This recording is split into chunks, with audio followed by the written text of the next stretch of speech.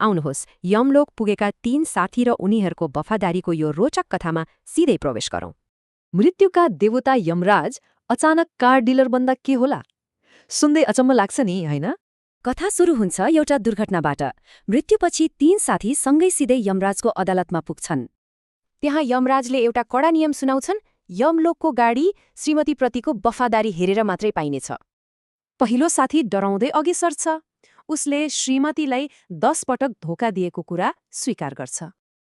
अनि सजाय स्वरूप यमराजले उसलाई एउटा थोत्रो खिया लागेको पुरानो मारुति कार थमाउँछन्। अब दोस्रो साथीको पालो। उसले चाहिँ 5 पटक मात्र धोका दिएको कुरा मान्छ। अलि कम गल्ती भएकोले उसले इनाममा एउटा ठिकठाक चल्ने बाल्टो गाडी पाउँछ। तर सबैभन्दा रोचक त तेस्रो साथी निस्क्यो। उसले गर्वका साथ 0 धोका दावी गर्छ।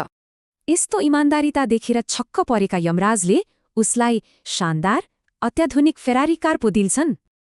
यमलोकको गणित एकदम सिधा छ। जति कम धोका त्यति नै दामी र विलासी गाडी।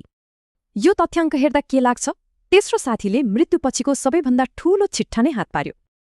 तर पर्खनुस् है, केही दिनपछि ती 2 साथीले फेरारी चढ्नेलाई भक्कानिएर रोइरहेको भेट्छन्। अब दिमागमा एउटै प्रश्न आउँछ, त्यस्तो दामी फेरारी चढ्ने मान्छे किन यसरी रोइरहेको होला? यमलोककै उत्कृष्ट कार पाउने साथी यसरी रोएको देखेर अचम्म मान्दै उनीहरू दौडिँदै त्यहाँ पुग्छन्। आँसु पुछ्दै उसले भन्यो, मैले भर्खरै आफ्नी श्रीमतीलाई यमलोकको सडकमा थोत्रो साइकल कुदाउँदै गरेको देखे। अब सोचौ त, 10 पटक धोका दिँदा थोत्रो मारुति पाइन्छ भने साइकलको अर्थ के होला?